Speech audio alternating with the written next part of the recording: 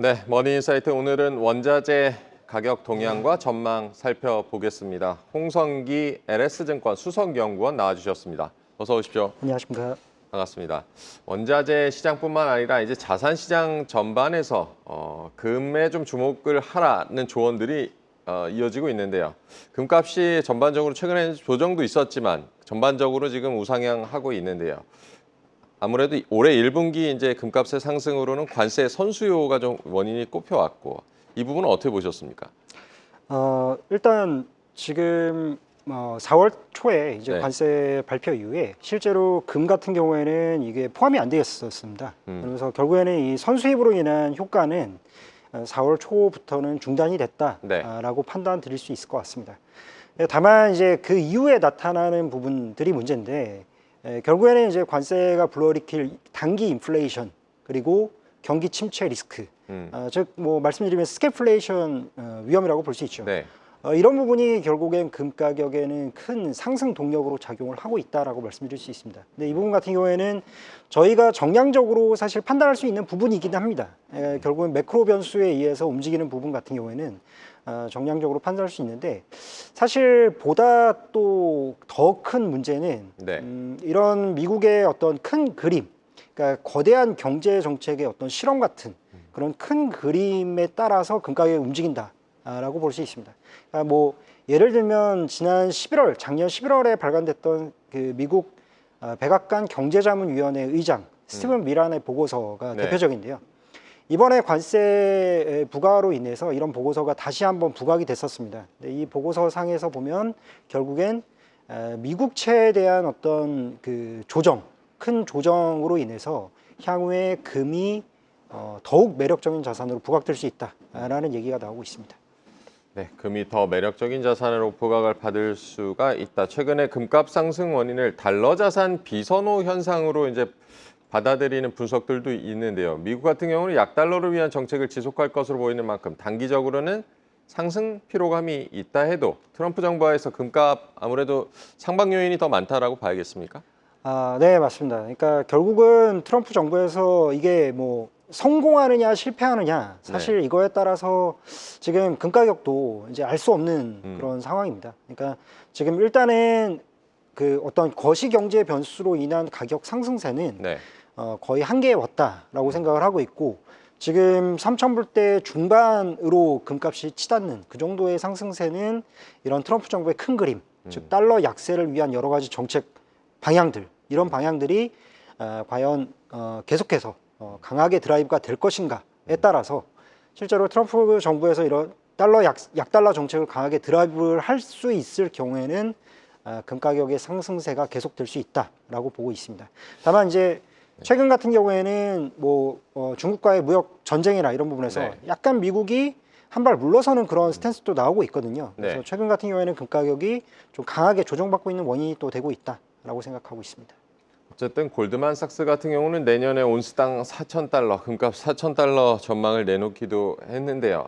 뭐 투자자분들도 상단이 어디까지일까를 좀 궁금해하실 텐데 어떻게 전망을 하고 계십니까? 제가 이 가격이 어디까지 오를 수 있는지에 대한 물음을 최근에 가장 많이 받긴 합니다. 근데 기본적으로 그 한 4단계 정도를 제가 말씀을 드리겠습니다. 먼저 저희가 베이스 시나리오로 항상 연간 20%씩 지금 금 가격이 오를 수 있다라고 말씀을 드리고 있습니다. 그 이유는 이제 앞서 계속해서 제가 강조를 해왔던 부분인데 중앙은행의 매입입니다. 중앙은행 매입이 연간 20%씩 올릴 수 있다. 두 번째는 스태그플레이션 리스크입니다. 이게 지금 거시경제 변수나 이런 부분을 고려할 때 올해 연말까지 금 가격을 한 3,500불 정도까지는 올릴 수 있다라고 고려를 하고 있습니다.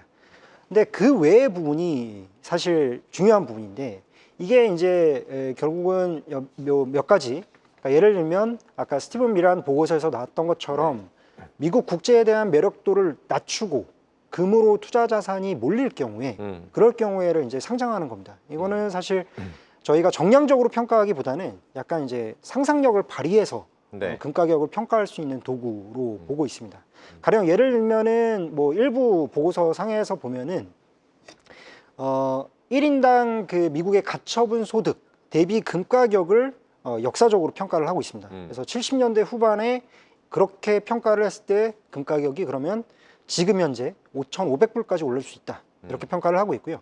뭐 이거는 제 개인적인 이제 계산인데 네. 실제로 이제 금본위제나 금태안제로 미국이 갈 수 있다라는 얘기가 계속 나오고 있거든요. 네. 근데 실제로 그렇게 될 경우에 미국의 재정 적자 규모 그리고 미국의 현재 국채 발행 잔고량 이런 부분을 볼 때 금 가격이 5,000불대 초반까지 갈 수 있다라는 계산이 나옵니다. 어쨌든 중앙은행의 매입에다가 근본이제 재도입까지 여러 가지 이제 추가 상승 가능성이 있다라고 짚어주셨는데, 그렇다면 이제 금의 지금 시점에서 이제 투자하고 싶은 분들 같은 경우는 저점을 잡으려 하기보다는 이제 분할 매수 전략이 유효하다고 보십니까? 네, 맞습니다. 지난 2년 반 동안 금 가격이 이제 급격하게 계속해서 꾸준히 상승을 하던 와중에 네. 사실 뭐 기관 투자자들도 마찬가지입니다. 그러니까 조정이 왔을 때 저점 매수를 해야지, 비중을 네. 늘려야지라고 했을 때 금 가격의 상승세가 워낙 꾸준히 진행이 되었기 때문에 놓치는 경우가 상당히 많았습니다. 그렇기 때문에 결론적으로 보면은 그 분할 매수가 바람직한 부분이다라고 말씀드릴 수 있습니다. 다만 이제 최근 같은 경우에는 네. 금 가격의 변동성이 워낙 지금 커졌습니다. 그래서 최근에 이제 금 가격이 3,500불을 찍고 지금 3,300불까지 조정을 받고 있는데 네. 이런 조정 국면에서 매수는 지금 좀 바람직하지 않나라고 판단을 하고 있습니다. 네, 지금 조정 국면에서의 매수도 추천을 해주셨고요. 금값과 함께 올해 또 가장 많이 올랐던 게 또 구리를 꼽을 수도 있는데요. 구리 가격도 크게 상승했다가 하락한 후에 다시 이제 반등하고 변동성 지금 커지고 있습니다. 배경은 뭐라고 보십니까? 그러니까 1분기에 구리 가격 상승의 원인은 이제 사실 금과 마찬가지의 네. 효과가 있었습니다. 관세 부과 이전에 미국에서 선제적으로 수입을 하면서 전 세계적으로 구리가 부족해지면서 가격이 1분기에 올랐다라고 네. 말씀을 드렸고요. 다만 이제 구리 같은 경우에도 마찬가지. 지난번 관세 발표 때 관세 유예 적용을 받았습니다. 그러면서 실제로 벌어진 현상은 경기 침체 우려로 인해서 일시적으로 급락을 했다가 네. 그 이후에 다시 관세 적용이 유예가 됐는데 실제로 무역 확장법 232조에 의해서 지금 관세 부과가 예정이 돼 있는 상품입니다. 그렇기 때문에 여전히 미국으로 구리가 흘러 들어가고 있다. 그렇기 때문에 전 세계적으로 수급이 타이트한 상황이다. 라고 말씀드릴 수 있습니다. 그다음에 두 번째 요인 같은 경우에도 사실 중요한 요인인데 구리는 다른 원자재들, 비철금속들 중에서는 가장 지금 올해 수급이 공급 부족 상황에 있을 거다라고 예측이 되는 상품입니다. 그래서 공급 측면에서 공급이 별로 늘어나고 있지 못하기 때문에 전반적으로 공급 부족에 의한 가격 상승 모멘텀이 살아있다라고 볼 수 있습니다. 네, 전반적으로 관세 불확실성으로 지금 경제 전망은 하향이 되고 있고 이런 구리 가격 같은 경우는 경기 흐름도 잘 챙겨 봐야겠는데, 그렇다면 앞으로 이제 구리 가격은 더 올라간다라고 보면 되겠습니까? 기본적으로 저는 그렇게는 생각하지는 않습니다. 지금 구리 가격이 다시 반등한 이유를 보면 네. 말씀드렸다시피 미국에서의 선제적인 수입이 여전히 유효하다. 하지만 미국에서 지금 구리에 대한 관세를 지금 3월 중순쯤에 이제 발표를 했던 게 네. 수준에 발표를 하겠다라고 했습니다. 그래서 시장에서는 지금 2분기 내에 구리에 대한 관세가 확정될 것으로 전망을 하고 있거든요. 이제 과거에 알루미늄에 대한 관세를 부과한 이후에 알루미늄 가격 추이를 보면 막상 관세 부과 이전에 가격이 오르다가 관세가 확정된 이후에는 가격이 급격하게 조정을 나타냈습니다. 네. 그래서 구리 같은 경우에도 지금 한 톤당 9,500불 수준에서 추가적인 상승세보다는 향후에 미국의 관세 부과에 대응해서 이제 하락 조정될 가능성이 높다 이렇게 보고 있습니다. 구리 가격이 하락 조정 국면으로 진입할 수도 있다는 점을 언급을 해주셨습니다. 경기 침체 우려가 가장 많이 좀 반영되고 있는 것이 유가가 아닐까 싶은데요. 지금 뭐 국제유가 WTI 기준으로는 63달러 정도, 한때 50달러대까지도 좀 내려가기도 했고, 유가 흐름 어떻게 보십니까? 결국 유가 같은 경우에는 특히 이제 석유 같은 경우에 여전히 중국이 원자재의 가장 큰 수요국이다 이렇게 네. 얘기를 하고 있지만 여전히 미국이 석유 수의 20%를 차지하고 있습니다. 전 세계적으로 가장 높은 수준이고요. 그래서 결국은 미국의 경기 침체 리스크에 따라서 석유 수요의 감소가 전망이 되면서 유가가 하락을 했다 이렇게 말씀드릴 수 있을 것 같습니다. 가령 예를 들면 작년에 전 세계 GDP 성장률이 한 3.2% 정도였습니다. 근데 이게 2% 초반까지 내려올 경우에는 유가의 약 15%의 가격 하락 효과를 갖습니다. 네. 올해 초에 유가 수준이 WTI 기준 배럴당 70불 수준이었습니다. 이거를 15% 정도 하락한다라고 보면 60불대 초반의 유가가 계산이 나옵니다.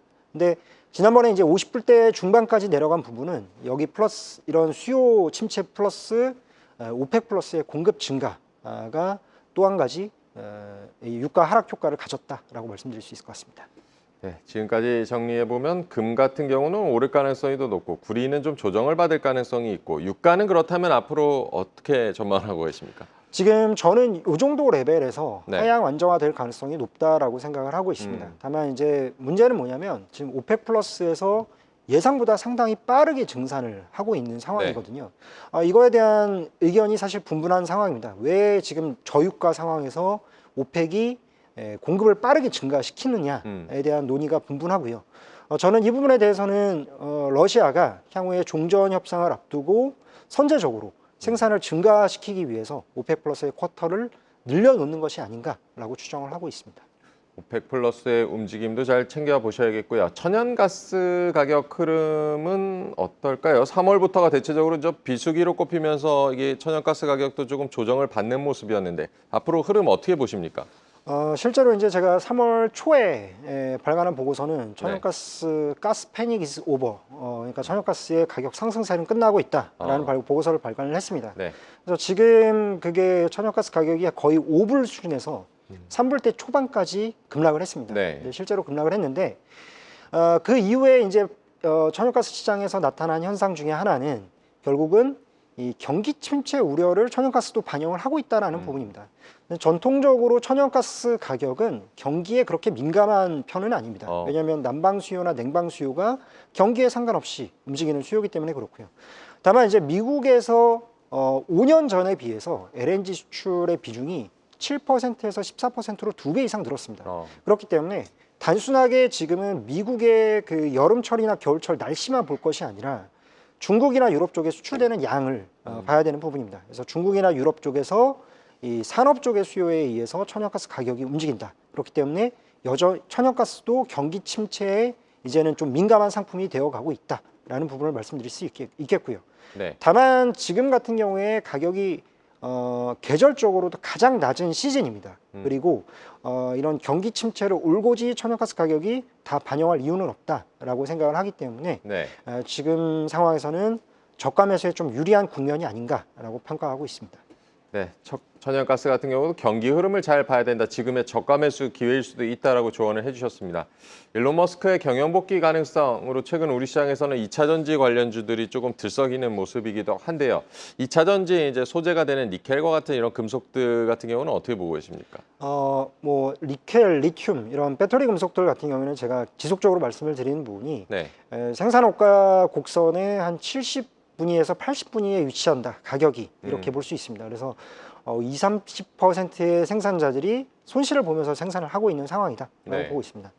최근에 인도네시아의 니켈 같은 경우에는 인도네시아에서 니켈에 대한 세금, 광산에 부과하는 세금을 올리게 되면서 더욱 생산자들이 이 생산 원가의 압박을 느끼고 있는 상황입니다. 그렇기 네. 때문에 니켈 같은 경우에는 이 감산을 통해서 가격이 지지받을 수 있는 그런 상황이기 때문에 저는 장기적인 투자 관점에서는 니켈, 리튬 모두 저가 매수에 굉장히 유리한 국면이다라고 판단하고 있습니다. 네, 니켈 같은 경우도 저가 매수에 유리한 국면이다. 최근에 원자재 시장을 보면 관세에 따른 경기 침체 우려들이 전부 이제 하방 요인으로 좀 작용을 하는 모습인데요. 대중관세 관련해서도 이제 좀 서로 이제 유화적 제스처가 오고 가고 있고 관세 우려가 좀 약화될 가능성이 있으면 하방 압력을 받던 이 원자재 가격도 앞으로 어떻게 된다고 보십니까? 기본적으로 이 관세 압력이 어떤 식으로 완화가 될 것인가가 네. 저는 이게 두 가지 시나리오로 보고 있거든요. 네. 하나는 최근처럼 약간 미국이 한 발 물러서는 그런 스탠스를 보일 때, 물론 이게 오피셜하게 공식적으로 나온 얘기는 아닙니다만 지난주에 뭐 미국은 중국과 협상을 하고 있다. 하지만 중국은 아직 협상을 안 하고 있다.